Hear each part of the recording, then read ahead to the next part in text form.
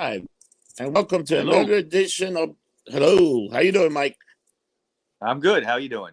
I'm pretty good. But this is another edition of the Rock Show. This is episode 92. And who we talking about today? Talking about the late rock critic Lester Bangs. Okay. Lester is a guy who wrote for Creem magazine, Rolling Stone, several others. Lance, and he's one of the most, I would say, probably the best rock critic we've ever had. Okay. As far as style, just the volume of work is amazing. The guy was influential. It's a little hard to understand today how important rock critics were back in the 70s, even the 80s. These guys could make or break you. You know what I mean? Yeah, that could make you or break you. And he was definitely a game changer. Yeah, definitely. I mean, his style of writing, he had no problem criticizing somebody, and he had a theme through all his writings and articles that were like, you got to be real. It's got to be a real feeling, real band. He didn't do puff pieces. A puff piece was something that would just be like a journalist saying great things about a band. Yeah. He never And did he that. wouldn't do that. Yeah. No, no. And he had that whole theme early on in his career. So his whole career was like that. Um, what he hated was stuck up, pretentious rock stars. He'd slap them down, in his articles and everything. And he was very influenced by the beat writers, meaning like from the '50s, like William Burroughs and Ginsberg and Jack Kerouac, guys like that. And it comes across in his style, I think. Okay, there was a certain amount of like, the way he wrote. I'll read a little bit of his stuff, but you get a sense that you're reading more than just an article about a specific band or an album. You're reading like a short little story with insights into Lester. Everything was like very personal, the way he wrote.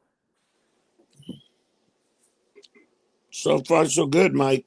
I'm Yeah. reading some stuff that he have here. And where he originally from? Well, he was born December 14th, 1948 in Escondido, California. That's where he's from. Yeah. Now, his parents was Norma Bell and Conway Bangs. His real name was Leslie Conway Bangs, but they called him Lester. Both of his parents were originally from Texas. His father was a truck driver, and his mother was a housewife and a devout Jehovah's Witness. Wow. So, yeah, so he had kind of an interesting childhood with that. His mother really pushed the religion early on, but I think it became clear that wasn't going to work with him. Um, his father was killed in a fire when he was about Yeah, 11 I years saw old. that. That's Yeah, crazy. big tragic moment in his life, of course. But also at the same time, his parents were splitting up. They were breaking up, and I think the father died. I don't know if they ever officially got divorced and then he died, or what the timeline was, but it was all around the same time when Lester was about 11. Wow. Yeah. So around the time of his father's death, and his parents breaking up, yeah, his mother moved him out to El Cajon in the San Diego County section of California, Southern California. All right. He was you know, average kid, pretty much. Okay, he had this tough childhood, but he went to school. Okay, he was a little bit rebellious. He was interested in the early '60s. He discovered the beat writers, like I mentioned, Burroughs, Kerouac, Ginsberg, those guys. He loved jazz. He was really into John Coltrane and Yep. really into Miles Davis. Um, he also loved comic books and sci-fi movies. So in a lot of ways, he was an average kid from that time, but he was also like a little bit extra because he was interested in headier stuff like jazz. As a kid, not too many kids are interested in jazz, but he was very musically inclined. Um, like I said, his mother tried to raise him as a Jehovah Witness, but didn't really work. Lester resisted that. By his late He teens, yeah, go ahead. he shitted on the MC5s. Yeah, we're gonna talk about that. But he would do a complete 180 on that. Oh yeah, Okay? Oh wow. yeah, no, he was a big fan of the MC5, but just not at first. Not at first. He shitted on One of them. the Yeah, it's one of the few cases where he's actually changed his mind. In his late teens, he dabbled a lot in acid, took a lot of acid. Yeah, Okay, he was into other kinds of hallucinogens. Lester was a rebel. He did what he wanted, and drugs were part of his life, his whole life, basically. Drugs and drinking a little bit was a big part of his life. He loved rock and roll. By his late teens, he was really into a lot of Beatles, Stones, Yardbirds, '60s garage bands. He really was into the whole mythology of rock and roll, and it's yeah. something that he realized he wanted to write about. Okay, because he was so influenced by the Beats that he wanted to put that kind of themes and style into In a rock journalism. magazine. Yeah, Yeah, it's something that never really had been done. Whether he did it consciously, I'm not really sure. Okay, it just was like he was who he was, and he was influenced by who he was influenced by, and he just took that and transformed that whole industry. Even his at the time of when he was in his prime in maybe the mid to late 70s, he was different than anybody else that was writing. Totally different. Lester Bangs article was something that, if you didn't care about rock journalism, you might even read it because you heard that it was Lester Bangs. yeah. But That's how. he was young. I didn't realize how young he was when he was writing Well, these articles. when he started in '66, he was enrolled in a junior college called Grossmont. He didn't really, have much interest in college, but what he liked to do was writing. Okay, so he was there mostly about that. He started to submit these articles and reviews for a magazine called the San Diego Door, which was kind of a underground alternative magazine. Okay, it talked about rock and roll and bands, but it also talked about the counterculture. So that was a pretty popular local magazine in San Diego. Do you remember the movie Almost Famous, Yeah, I Rob? remember the movie. Okay. Yeah, Almost Famous. Lester, Yeah. yeah, Lester Bangs is played by Philip Seymour Hoffman in that. And Oh yeah, Cameron, yeah. Cameron Crowe, who the story is about, he wrote to Lester, okay, and he also wrote to the San Diego Door also. So the San Diego Door was something that magazines like Rolling Stone and Creem, especially Creem, they would look at what was going on in these underground magazines and try to get these people to write for them too. Okay, so his first piece that he sent to Rolling Stone was actually published. It was a write up about the MC5's live debut album called Kick Out the Jams. Yeah. And he totally shit on it. He totally shit on it. He basically, goes off. I want to read a little bit of it, actually, if you don't mind. Yeah. It's not long. It's not long. There's two books that I have that are excellent with his writings. This first one here is called Psychotic Reactions and Carburetor Dung. Okay, it's all his writings in there. And then this is called Main Lines, Blood Feasts, and Bad Taste, a Lester Bangs reader. Okay, and basically this one came first, and then pretty much whatever they didn't publish after that came out in his second book. Okay. All right, but I'll read this to you. It's only like a page. All right, so it's called the MC5 Kick Out the Jams. Whoever thought when that dirty little quickie Wild in the Streets came out that it would leave such an imprint on the culture? First the Doors, who were always headed in that direction anyway, grinding out the famous "They got the guns, but we got the numbers" march for the troops out there in Teenland, and now this sweaty aggregation. Clearly, this notion of violent, total youth revolution and takeover is an idea whose time has come, which speaks not well for the idea, but ill for the time. About a month ago, the MC5 received a cover article in Rolling Stone proclaiming them the new sensation, a group to break all barriers, kick out all the jams, total energy thing, etc., etc., etc. Never mind that they came on like a bunch of 16-year-old punks on a meth power trip. These boys, so the line ran, could play their guitars like John Coltrane and Pharoah Sanders played sax. Well, the album is out now, and we can all judge for ourselves. For my money, they came on more like Blue Cheer than Coltrane or Sanders. But then my money had always gone for a copy of this ridiculous, overbearing, pretentious album, and maybe that's the idea, isn't it? The set, recorded live, starts out with an introduction by John Sinclair, the Minister of Information for the White Panthers, if you can dig that. The speech itself stands midway between Wild in the Streets and Arthur Brown. The song that follows it is anticlimactic. Musically, the group is intentionally crude and aggressively raw, which can make for powerful music, except when it is used to conceal a paucity of ideas, as it is here. Most of the songs are barely distinguishable from each other in their primitive two-chord structures. You've heard all this Wow. before.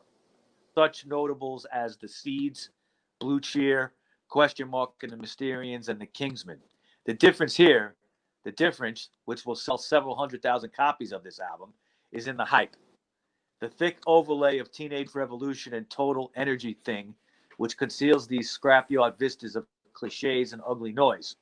Kick Out the Jams sounds like Barrett Strong's Money as recorded by the Kingsmen. The lead on Come Together is stolen note for note from The Who's I Can See for Miles. I Want You Right Now sounds exactly down to the lyrics like a song called I Want You by the Trogs, a British group who came on with a similar sex and raw sound image a couple of years ago. Remember Wild Thing? And promptly disappeared into oblivion, where I imagine they are laughing at the MC5. And that's it. Wow. He just totally That was shit his, on them. that was his very first. Yeah. I mean, but you could see in the writing. I mean, the words, the way it flows. You know, he was talented. You know, to come up Yeah. with that kind of language for a rock criticism. You know, Yeah, it's great it stuff. was a caustic review. Yeah. He would favor raw and emotionally honest music over any kind of slick, safe music. That was his thing. Okay. He freelanced with Rolling Stone off and on until 1973. Yeah. Between 69 and 73, he praised the Velvet Underground. That was his favorite band. Lou Reed in particular. He loved Yep. Captain Beefheart, and he also loved Van Morrison. And he also loved anything by Iggy Stooges. Yeah. So Well, he was kind of like, ahead of the curve. He was ahead of the curve in a lot of the stuff that he was listening to. so he's Did you hear definitely about the first? the what? Did you hear about the Oh, first review of the Black Sabbath album that he ever did? oh, His he first album. also fucking went at it with that too. Are you gonna read that too? That review? Go ahead. No, not that one. That was really long, but if you get these books, you can check them out. A lot of these things are online too. Like it's all been put out there. Oh yeah. But he actually in 1970, when the Black Album came out, he compared it to Cream. Okay, Clapton, Cream. Yeah. And for Lester, that was also an insult. Okay, that was also an insult. You know what? Let me go to headphones here. I think we can do that. All right. Yeah, go ahead, because you broke down there a little bit. Okay. How we doing? Oh yeah, that's good too. Now. Okay. That's better, right? Okay. Yeah. Now, like I said, for him to compare anything to Creem was like an insult. Yeah. Basically. So anytime you he say didn't like Creem. He thought Creem was like overblown, overdone. I kind of agree with him. People point to Creem as like this great band. To me, it's okay because it was like a super group with Ginger yeah, it Baker in was a it and super everything. group. Yeah, but I mean, they had a lot of influence, I guess. A lot of people point to them, but to be honest with you, I never really saw it. That's me. But that was a super group. I mean, those guys got together. It was like three. It was three fucking lead singers. Yeah, but they were only around for like a year or two. It Yeah, it wasn't wasn't like a even. long time. Yeah, but You know. people still like, oh, Cream, Cream. Yeah, even today, and when they Yeah. did that reunion tour back in I think it was 20 years ago already. They did that reunion tour. Wow, was it that They were long? They sell. did it. It might have been. I mean, Jack Bruce has been dead for a while. Ginger Wow. Baker died like last year, so Clapton's the only one left. But I think that was almost 20 years ago with that reunion tour, and they were getting like $1,000 a ticket. It was crazy. It was crazy. Yeah, They sold out the Garden. They had to do it. They had to add extra days in the Garden. yeah, I remember that. It was So crazy. yeah, he would freelance with different. He worked for Creem, but he also I'll get into that in a second. But he also would freelance with other magazines. So between Yeah. '69 and '73, he was dealing with Rolling Stone quite a bit, freelancing articles with them. But in '73, they would get rid of him. They'd ask him just leave us alone, basically, because they said he disrespected musicians too much. Yeah, he shitted on them. Like when he wrote an Yeah, article, he yeah. Now, what he was doing around 1970 attracted the attention of Creem magazine. All right.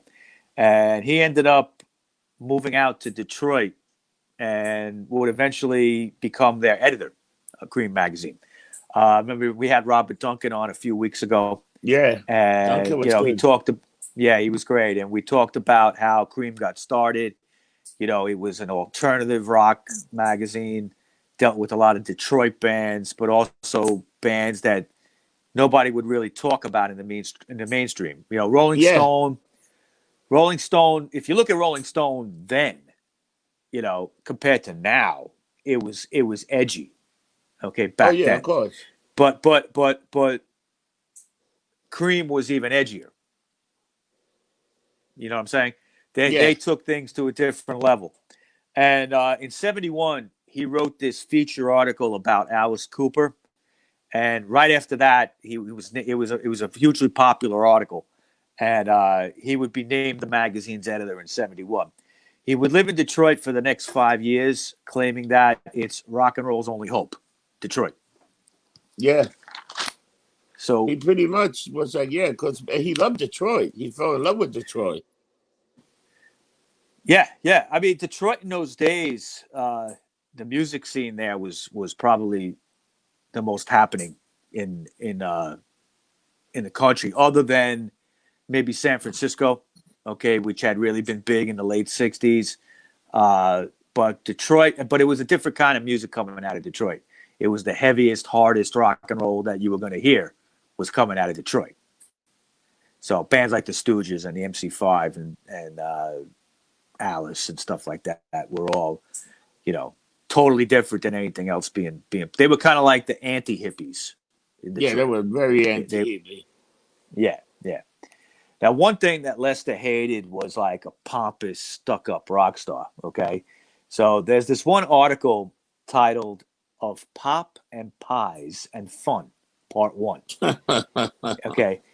And he wrote, I'll just quote one thing. He says, "What we need are more rock stars willing to make fools of themselves, absolutely jump off the deep end, and make the audience embarrassed for them if necessary.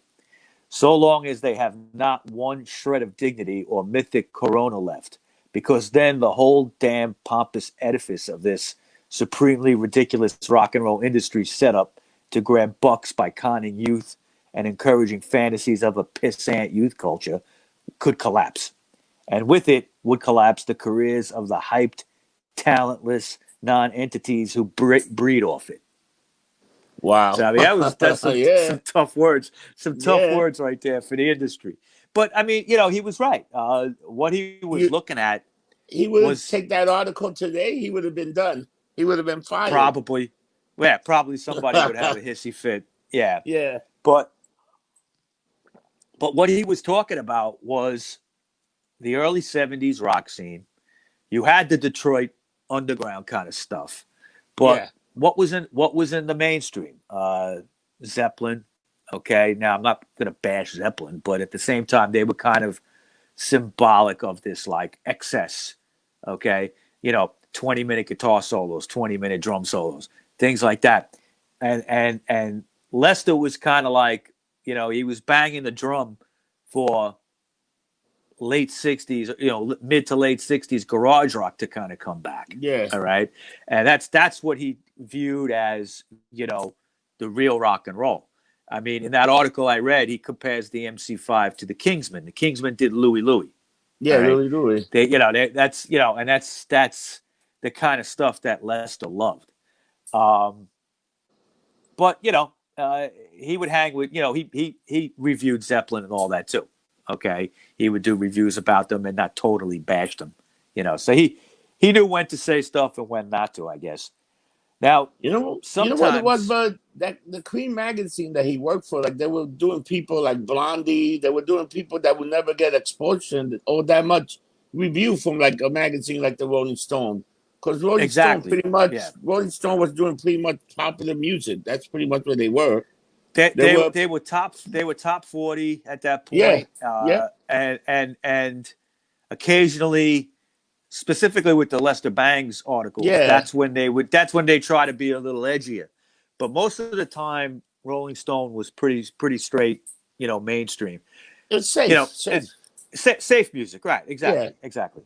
You know, sometimes Lester would even go after his heroes, people that he Ooh, liked. Okay, ooh, and that happened with Lou Reed. He was in a feud with Lou Reed between 1973 and 1975. All right. wow. He called Lou a sellout. Okay. He didn't like his solo stuff, too much of it. Uh, He liked Lou with the Velvet Underground. yeah, but Okay. he He didn't was like him always big solo. on that. Yeah. He didn't like him solo. Do you remember the scene? I don't know if you remember this in Almost Famous when Cameron Crowe is talking to Lester. They're walking down the street and Lester's realizing that the kid, he's like a 15-year-old kid, Cameron Crowe, and Lester's like in his 20s. All right, he realizes the kid is cool. He knows about music, and he's influenced. You can tell he's influenced by him too. And Yeah. he says, what do you think of Lou Reed? And Cameron Crowe says, well, I like the early stuff, but now he just wants to be David Bowie. He should be himself. Yeah. Okay, and Yeah. I'm a big Lou Reed fan, but I know where he's coming from with that. Okay, and Transformer by Lou Reed was produced by Bowie. There definitely was like a Bowie shadow over Lou Reed and his solo stuff in that time. Yeah. Um, yeah. So, but in 1976, Lester praised Lou Reed's Metal Machine music. Okay. Now, if you remember from our podcast last year on Lou Reed, Metal Machine Music was that album that was nothing but feedback.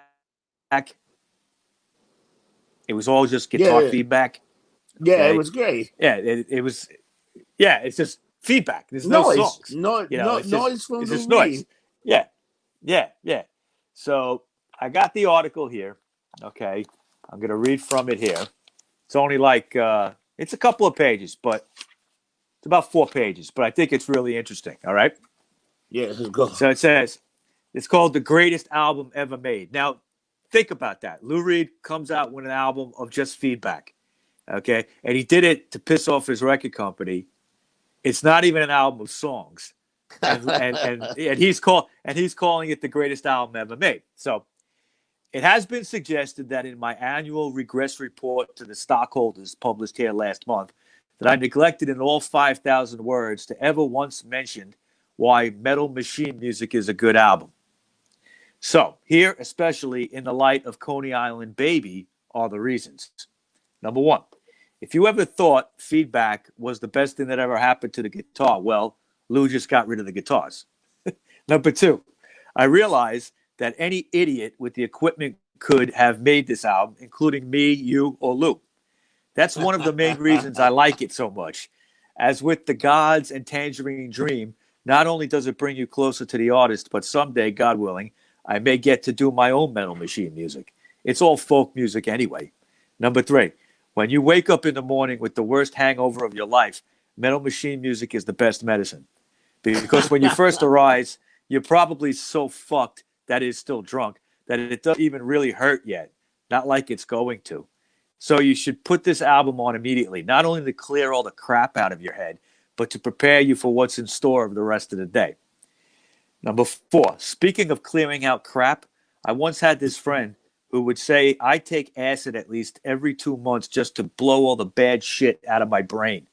So I say the same thing about Metal Machine Music, except that I take it about once a day, like vitamins. Number five, in his excellent liner notes, Lou asserts that he and the other speed freaks did not start World War I or II, or the Bay of Pigs for that matter. And he's right. If everybody took amphetamines all the time, everybody would understand each other. Either that or never listen. Yeah, either that or never listen or bother with the other son of a bitch because they'd all be too busy spending 3 days drawing psychedelic lines around a piece of steno paper until it's totally black, writing 80-page letters about meaningless occurrences to their mothers, or creating Metal Machine music. There would be no more wars, and peace and harmony would reign. Just imagine Gerald Ford on speed. He might manifest some glimmer of personality, or Ronald Reagan, a blood vessel in his snapping turtle lips, would immediately burst, perhaps ridding us of that cocksucker. Oh As my is well known God. by now, yeah, as is well known by now, JFK enjoyed regular injections of meth and vitamins from Happy Croakers. Enough said. He may not have actually accomplished anything except the Bay of Pigs. Wait a minute. Lou hasn't been doing his homework, but he had style and a winning smile. Number six, I have heard this record characterized as anti-human and anti-emotional. That it is, in a sense, since it is music made more by tape recorders, amps, speakers, microphones, and ring modulators than any set of human hands and emotions. But so what? Almost all music today is anti-emotional and made by machines, too. From Elton John to disco to Sally Can't Dance, which Lou doesn't realize is one of his best albums precisely because it's so cold. It's computerized formula production line shit into which the human heart enters very rarely, if at all. At least Lou is upfront about it, which makes him more human than the rest of those MOR dick noses. Besides which, any record that sends listeners fleeing the room, screaming for surcease of oral flagellation, or alternately getting physical and disturbing your medications to the point of breaking the damn thing, can hardly be accused, at least in results, if not original creative man hours, of lacking emotional content. Why do people go to see movies like Jaws, The Exorcist, or Ilsa, She-Wolf of the SS? So they could get beaten over the head with baseball bats, have their nerves wrenched while electrodes are being stapled to their spines, and be generally brutalized at least once every 15 minutes or so. The time between the face falling out of the bottom of the sunk boat and the guy's bit off leg hitting the bottom of the ocean.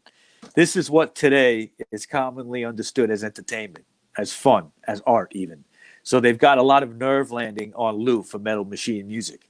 At least here, there's no 15 minutes of bullshit padding between brutalizations. Anybody who got off on The Exorcist should like this record.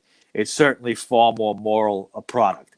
It goes on. It goes on. Is Yeah. it's like but I mean, it's hilarious because he's calling this album like fantastic, and everybody hated it when it came out, and I he think just he went the did other it. way. I think he did it just to fuck with people. I really think he did that whole Everything article. he All right? wrote, everything he wrote was to fuck with people, Rob. And And that's what's then, great about him. you know, that's pretty funny. It is funny, you know. Uh, he had another article called let us now praise famous death dwarves, or how I slugged it out with Lou Reed and stayed awake. Okay, Yeah. and it's a long interview. Okay, with Lou Reed. I think it's about 1975, and they're in a Hilton hotel room, and basically, probably a third of the article is about them talking about which drugs they took. Wow. Okay, and how he accuses Lou of being a speed freak, and Lou says, I'm not a speed freak. Speed kills, man. I don't do that. Right. But then, Lester goes into this whole thing about how he is a speed freak. Okay. And he's lying. And he's like, all speed freaks lie. And then they're talking about different drugs. And there's one that he mentions. And Lou goes, you didn't do that. You'd be dead if you did that drug. Right. Oh my It's God. nuts. They're just talking about different shit that they did. And then, you can tell like they're actually arguing and everything. It's funny. It's funny.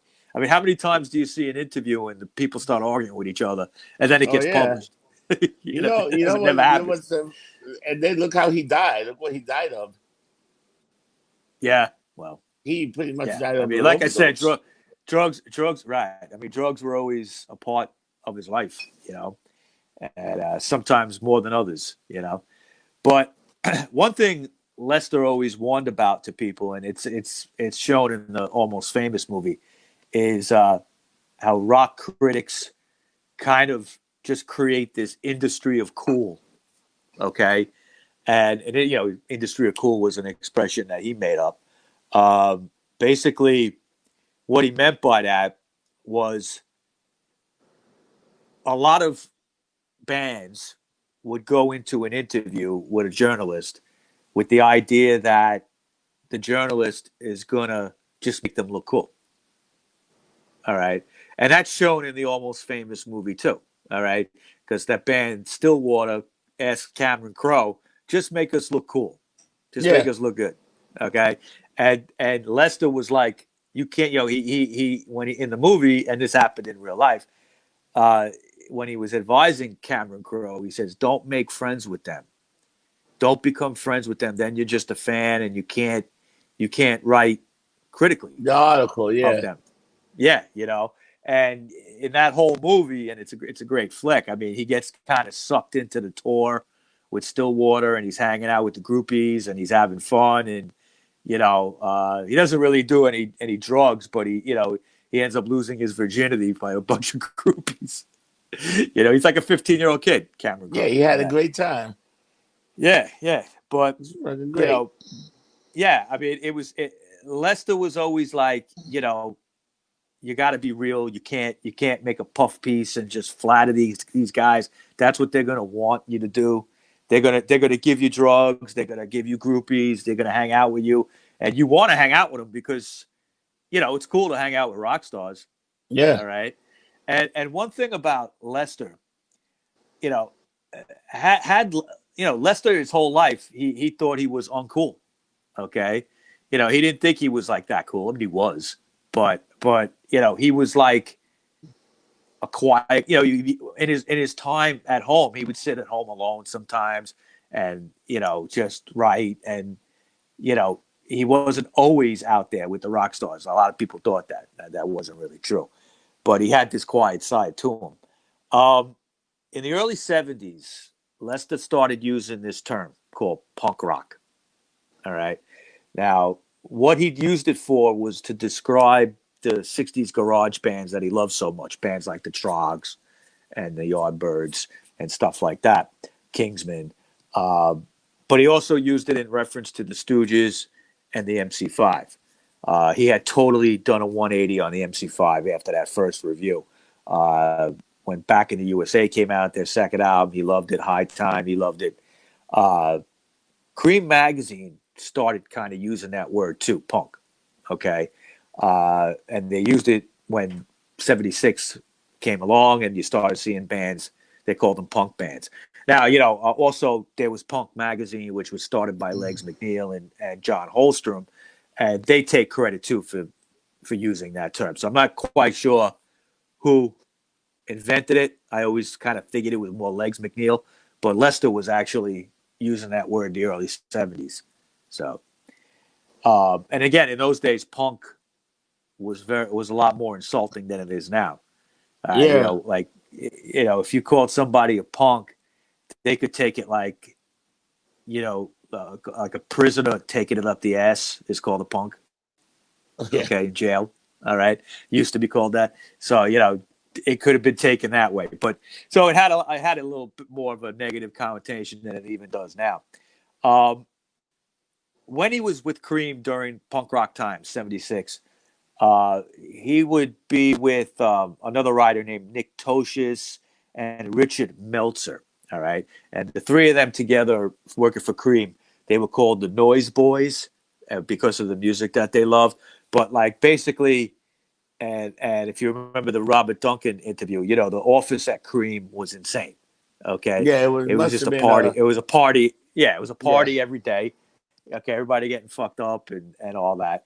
And this is how they were writing their articles, their reviews in this environment. Um, he would have a big falling out with Barry Kramer, who was the publisher of Cream, and it was over some back pay or money that was owed to him. So he would leave Cream in 1976, and shortly after he would move to New York City. He freelanced for the Village Voice. He wrote some articles for them. He wrote some articles for Penthouse, Playboy, and also over in England as New Musical Express. Um, a lot of people don't know, but Lester also played music. Okay. He could play a little guitar. He could sing, things like that. Uh, when he was with Cream at the very end, he collaborated with Peter Laffner, okay, who was with Pere Ubu, Cleveland band. Yeah. They recorded like this acoustic parody one time of Sister Ray and Pale Blue Eyes by the Velvet Underground. In '77, when he was living, I believe he was living in New York at that point, he recorded a 7-inch single called Let It Blurt. And it was actually produced by Velvet Underground's John Cale. That single would come out in 1979, kind of sit around for a little while before it came out. In '77, though, at CBGB's, when Lester was, he was there, hanging out there all the time once he got into New York. I remember Robert said they were living together, Yeah. right? Like they were In the same neighbors, I building. think. Yeah. Yeah, in the same building. Yeah, yeah. Um, he met up with Joey Ramone's brother. Joey Ramone's brother is named Mickey Lee. And at the time, he had a band called the Rattlers. And they became friends right away. Both of them were jazz heads. Mickey was a big jazz head. And they wanted to put this band together um, to kind of like be a garage band of that kind. Now, the Rattlers were doing okay, but Mickey added um, added Lester to the band, and it became the a band called Birdland. All Yeah. right. Now they would play around. So it was cool. You had this like rock journalist that was also like making music. Yeah. And Birdland was yeah. Yeah. Now they in '79 they had been playing for about a year and a half, and they actually snuck into Electric Lady Studios on 8th Street in the middle of the night and recorded their own album on the sneak. Okay, it was a cassette. Ended up being the master copy. Okay, it wasn't like a reel to reel or anything like that. And that album would, you'd hear about it that it existed, but I remember like when it came out in '86. This was a few years after Lester passed away. Mickey Lee finally put it out, and I got to hear it because it was something that you always heard existed, but you didn't know how. It was just like a cassette. Nobody had a real copy of it. Yeah, because So one of the guys had keys to the studio and they snuck in like on yeah, April Fool and they just recorded right, it. yeah, right. It was April Fool's Day, and yeah, they just like snuck in there and recorded Yeah. it. Only in the '70s could that happen. That's awesome. So yeah, yeah. Now, um, like I was saying earlier, is Lester was despite all his success, despite his accolades and people respecting him, He had demons, okay, and Demons. drugs were a part of his life, his whole life, and he would take it too far. April 30th, 1982, at the age of 33, he accidentally OD'd from an opioid called dextropropoxyphene. Okay, that was an opioid, and he mixed that with something called diazepam, which is really called benzodiazepine, and Nyquil, the the cough medicine. All right, Yeah. cough medicine was, people forget, like, people used to go around drinking cough medicine back in the day because it used to have codeine in it. So you would get, even if it was over the counter, it had codeine in it. So you can get fucked Wow. up on cough syrup. It was a cheap way of getting fucked up. I guess All right, so. and yeah, it was. It was. I mean, people you'd hear a lot of, like, you heard the stories of like in the 50s with like the teenage gangs in Brooklyn and stuff like that. You know, they were all just like hopped up on cough syrup, Robitussin. Wow. Back like in my father's day and stuff. That's what they I used to guess do to get high. that's funny. That's very Yeah, funny. yeah. It is, but you could actually you could die from it, if you overdosed it. Now, if you Wow. think about this, he took an opioid and a benzodiazepine. Now, anything benzo, that's almost like speed. Okay, so what he did was like like a what do you call it, a speedball. Okay, it was like a speedball but with pills. Wow. All right, I mean, people, like, a speedball is what killed um, John Belushi, and that's when you inject heroin and speed at the same time. Okay, and so it wrecks your central nervous system because it's like an up and a down at the same time. Yeah. All right, so it's crazy. I mean, it's 10 times worse than doing cocaine and drinking, even though that's like a similar up and down thing. But then on top of it, he had drank some Nyquil and it just knocked him out. Yeah. Now, he Fucked was them up. what? Yeah, when he was found dead, he was actually listening to the Human League album Dare. Remember the song "Don't You Want Me" by the Human League? Oh, what a way to That go was like out.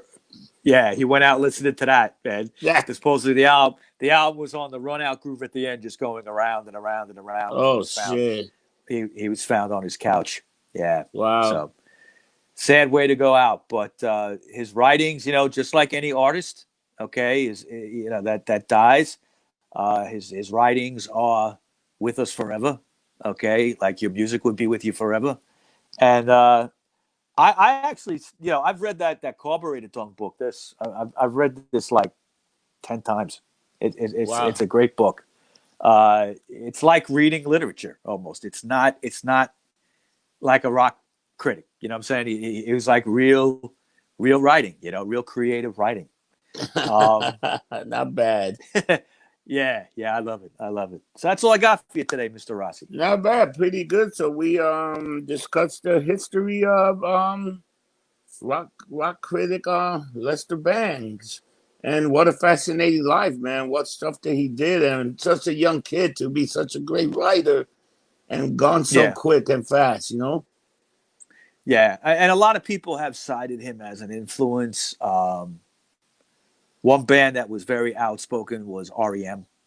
REM were Yeah. very influenced by Lester Bangs. In fact, the song "It's the End of the World as We Know Yeah. It," right? All the Yeah. different things that they name, they say Yeah. Lester Bangs. Yeah. Okay, Wow. and then in the Ramones' 1981 album "Pleasant Dreams," the song "It's Not My Place in the 9 to 5 World," there's a line that says, "Hanging out with Lester Bangs, you all." Okay, Oh so yeah. he loved the Ramones. He was name checked in a lot of songs, but yeah, I mean, it was just a different time. I don't know Yeah. if bands today even really pay attention to. I mean, it's not like there's magazines anymore. Rolling Stone is still Nah. around, but Yeah, but it's it's not the like same. it's a rag. And Yeah. you got like, I mean, I do read stuff like Pitchfork and Blabbermouth, like those websites they might have good interviews or good articles about bands, but nowhere near the level of writing of Nah, Lester Bangs. no, I've never seen anybody at that level. nah. That's like once in a lifetime. Once in a You know? lifetime kind of thing. Yeah, yeah. Yeah, that you won't And get that. Yeah, yeah, and I've gone back and I've read his stuff many times, and it makes you want to listen to the album that he's reviewing. I mean, it's like, okay, what's he talking about? And you throw it on, yeah, and you're like, wow, now I'm seeing it in a different way. You know, yeah. That's not too many amazing. people can do that. Not too many Nah, people are able to do that. At least to me, you know. nah, man, not bad. So with that, Mike, where can people reach you? Okay, I'm on Facebook under Michael Baker, and then you could also find us on the Rock Show podcast group page on Facebook. Very active on there with putting the song of the day and lumped up song of the night and different things. I had stuff about Lester on there I think yesterday, and we've been doing a lot with that. That group's been growing in leaps and bounds. We've got like about 400 members now. Yeah. And we just started off with just a few not that long ago. You can find me on Instagram, RockerMike212, and then RockerMike3 on Twitter. Where can we Not find you, bad. Mr. Rossi? You can find me on anything lumped up. Go on Google, look up lumped up, and you will see countless stuff of information, email, and the show link and T-shirts and everything else you guys want to get. And Yep. guys, thank you for the support. We reaching 100 shows soon. This is number 92, and Yeah. what we got next week? Who we And I talk want to about thank, next week? next week, who do we got next week? You got me on that one. I got to look at my phone and my notes. Do you remember? Next week I think is a Big Star. Oh yeah, right. I knew that was coming up. Big Star, Alex Chilton's band. Yeah. They were like very influential. I mentioned REM before. They were like a big Yeah. influence on REM. We'll get into that. That's a very interesting band. Kind of a band a lot of people haven't heard of, but over the Yeah. last like decade or so, they've really come back as a cult band from the '70s, and we'll talk about it. All right. So everybody, Mike, have a good one, and we'll talk to you You next too. week. Don't get Thank you. drunk. Get lumped up. That's right. See you Take later, care, brother. people.